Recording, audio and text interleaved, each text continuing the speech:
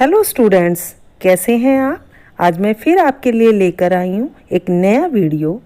कक्षा 8वीं इतिहास हमारे अतीत भाग 3 का पाठ 2 व्यापार से साम्राज्य तक का अभ्यास कार्य। तो चलिए शुरू करते हैं पाठ 2 व्यापार से साम्राज्य तक का अभ्यास कार्य। पाठ्य पुस्तक का पहला प्रश्न फिर से याद करें। प्रश्न पहला, निम्नलिखित के जोड़े बनाइए और दिए हुए हैं दीवानी, शेरे मैसूर, फौजीदारी अदालत, रानी चेन्नम्मा, सिपाही, वारेन हेस्टिंगस। और इसके विकल्प हैं टीपू सुल्तान, भू राजस्व वसूल करने का अधिकार, सिपाही, भारत का पहला गवर्नर जनरल, फौजदारी अदालत, कितूर में अंग्रेज विरोधी आंदोलन का नेतृत्व किया। और इनके सही ऑप्शन है बच्चों दीवानी, भू राजस्व वसूल करने का अधिकार, ये इसका ऑप्शन है दूसरा, भू राजस्व वसूल करने का अधिकार। नेक्स्ट है शेरे मैसूर। शेरे मैसूर किसको बोला जाता था? टीपू सुल्तान को। तो फर्स्ट वाला ऑप्शन है इसका टीपू सुल्तान। अगला है फौजीदारी अदालत। फौजीदारी अदालत का संबंध था फौजदारी अदालत से, तो इसका सही ऑप्शन है पांचवा, फौजदारी अदालत। नेक्स्ट है रानी चेन्नम्मा। रानी चेन्नम्मा का सही विकल्प है कितूर में अंग्रेज विरोधी आंदोलन का नेतृत्व किया, तो ये आपका छठा विकल्प होगा। अगला है सिपाही, और सिपाही का सही मिलान होगा सिपाही से, जो कि आपका तीसरा विकल्प है।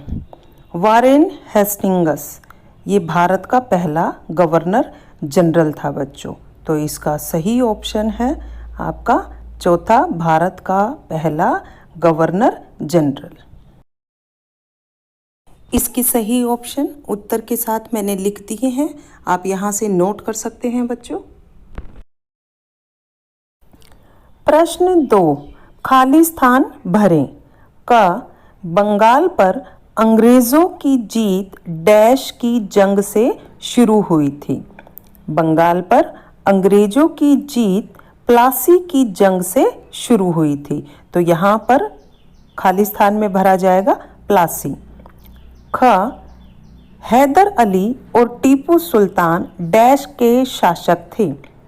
हैदर अली और टीपू सुल्तान दोनों मैसूर के शासक थे, तो खाली स्थान में भरोगे मैसूर। ग डलहौजी ने डैश का सिद्धांत लागू किया। डलहौजी ने विलय का सिद्धांत लागू किया था, तो खाली स्थान में भरोगे विलय।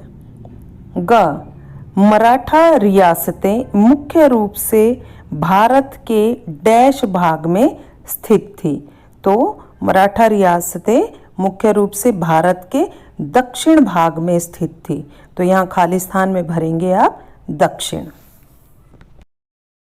प्रश्न 3, सही या गलत बताएं। का मुगल साम्राज्य 18वीं सदी में मजबूत होता गया। ये गलत है बच्चों, इसलिए यहाँ गलत का निशान लगाएंगे। ख English east India company Bharat के साथ व्यापार करने वाली एकमात्र यूरोपियन कंपनी थी। ये भी गलत है बच्चों, ये एकमात्र यूरोपियन कंपनी नहीं थी, तो यहाँ आप गलत का निशान लगाएंगे। ग महाराजा रणजीत सिंह पंजाब के राजा थे। ये बिल्कुल सही ऑप्शन है, तो आप यहाँ पर सही का निशान लगाएंगे। कहा अंग्रेजों ने अपने कब्जे वाले इलाकों में कोई शासकीय बदलाव नहीं किए। ये भी गलत है बच्चों, क्योंकि अंग्रेजों ने बहुत बदलाव किए थे अपने शासनकाल में, तो यहाँ पर आप गलत का निशान लगाएंगे। अगला प्रश्न देखते हैं, आइए विचार करें। प्रश्न 4, यूरोपीय व्यापारिक कंपनियां भारत की तरफ क्यों आकर्षित हो रही थी, यानी भारत में व्यापार करने के लिए आने का क्या कारण था? और इसका उत्तर है यूरोपीय व्यापारिक कंपनियों के भारत की तरफ आकर्षित होने के निम्नलिखित कारण थे। पहला कारण था यूरोपीय कंपनियों ने भारत के साथ व्यापार में अपार संभावनाएं देखी। दूसरा कारण, यूरोपीय देशों में भारत की अनेक वस्तुओं की भारी मांग थी, जैसे कपास, रेशम, काली मिर्च, लौंग, इलायची और दालचीनी इत्यादि। तीसरा कारण था वे भारत में कम कीमत पर सामानों को खरीदकर वापस यूरोप जाकर उन्हें ऊंची कीमतों पर बेच सकते थे। प्यारे बच्चों, इन्हीं व्यापारिक संभावनाओं के कारण यूरोपीय कंपनियां भारत की ओर आकर्षित हो रही थी।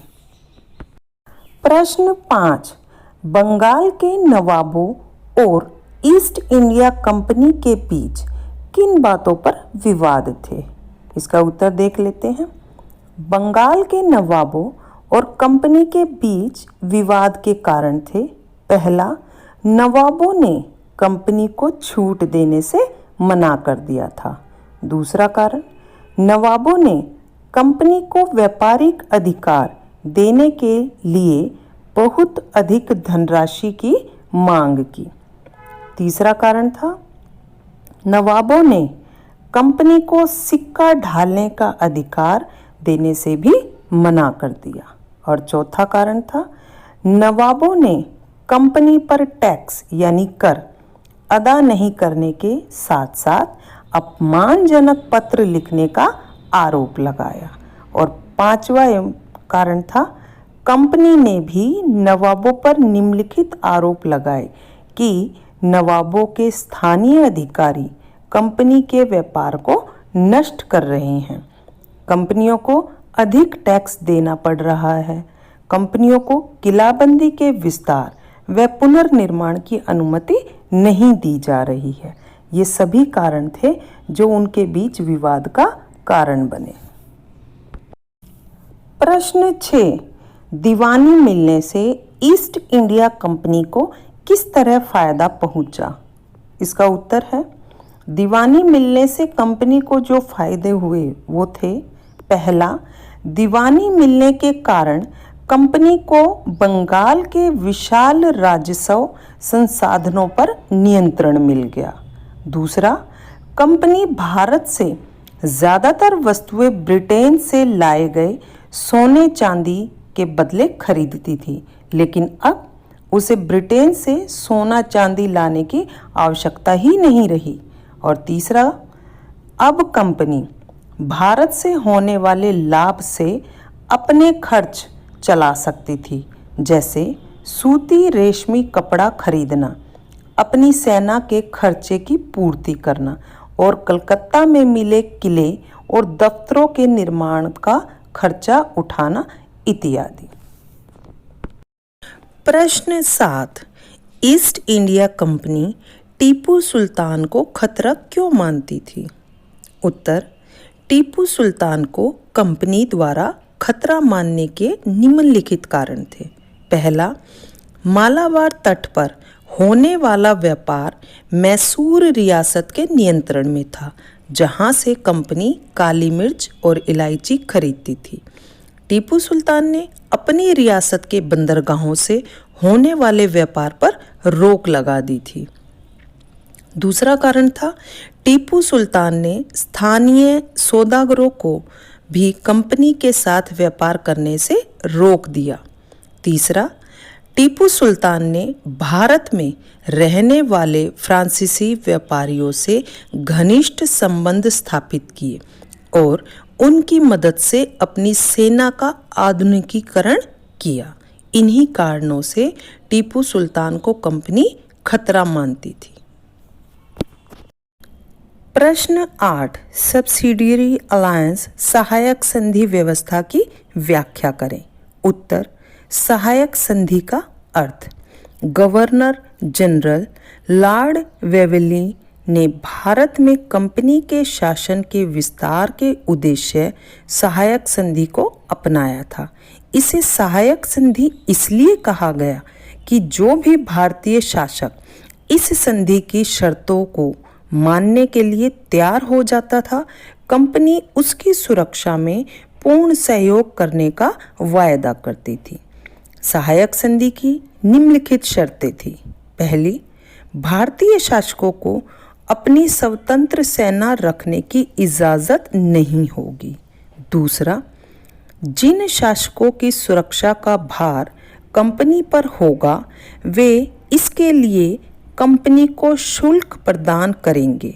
शुल्क नहीं देने की स्थिति में कंपनी दंड के रूप में शुल्क के बराबर राजस्व वाला क्षेत्र शासक से छीन लेगी। और तीसरी शर्त थी, शासक को अपने दरबार में एक अंग्रेज रेजिडेंट रखना होगा जो शासक की गतिविधियों पर नजर रखेगा। प्रश्न 9, कंपनी का शासन भारतीय राजाओं के शासन से किस तरह अलग था? उत्तर, भारतीय राजाओं के शासन और कंपनी के शासन में निम्न अंतर थे। पहला, भारतीय राजाओं ने अपने राज्य का प्रशासनिक तथा राजस्व विभाजन विभिन्न इकाइयों में कर रखा था, परंतु ये इकाइयां ब्रिटिश प्रशासनिक एवं राजस्व इकाइयों की तरह प्रभावी नहीं थी। कंपनी ने प्रेसिडेंसी के रूप में एक नई प्रशासनिक इकाई बनाई थी जिसका शासन गवर्नर के पास होता था।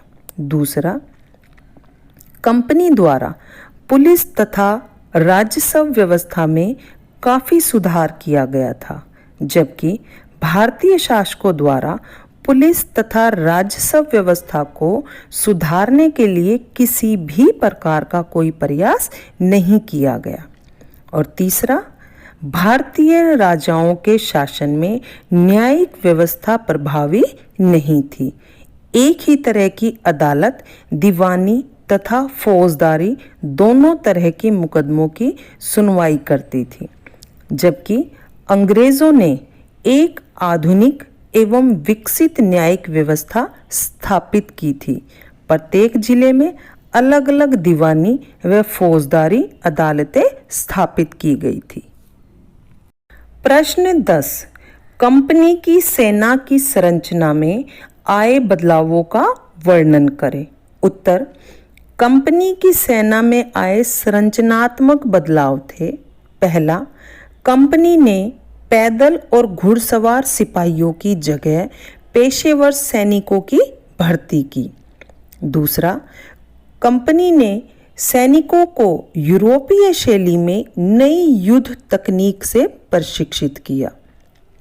तीसरा, कंपनी ने अपने सैनिकों को आधुनिक हथियारों जैसे मस्केट तथा मैचलॉक आदि से लैस किया गया। चौथा, कंपनी ने सेना में यूरोपीय सैनिकों की संख्या बढ़ा दी तथा सेना के महत्वपूर्ण स्थान जैसे तोपखाना, टैंक इत्यादि पर यूरोपीय सैनिकों को नियुक्त किया गया। और पांचवा पॉइंट, सेना में यह भावना जगाई कि उनका कोई धर्म जाति नहीं है, वह केवल सैनिक है। ब्रिटिश साम्राज्य के प्रति वफादारी रखना उनका कर्तव्य है। आगे देखें, आइए करके देखें। प्रश्न 11, बंगाल में अंग्रेजों की जीत के बाद कलकत्ता एक छोटे से गांव से बड़े शहर में तब्दील हो गया।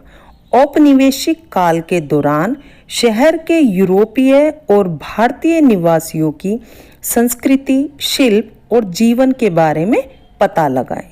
उत्तर, औपनिवेशिक काल के दौरान शहर के यूरोपीय और भारतीय निवासियों की संस्कृति, शिल्प और जीवन में निम्नलिखित बदलाव आए। पहला, औपनिवेशिक काल में कलकत्ता एक प्रशासनिक केंद्र बन गया था।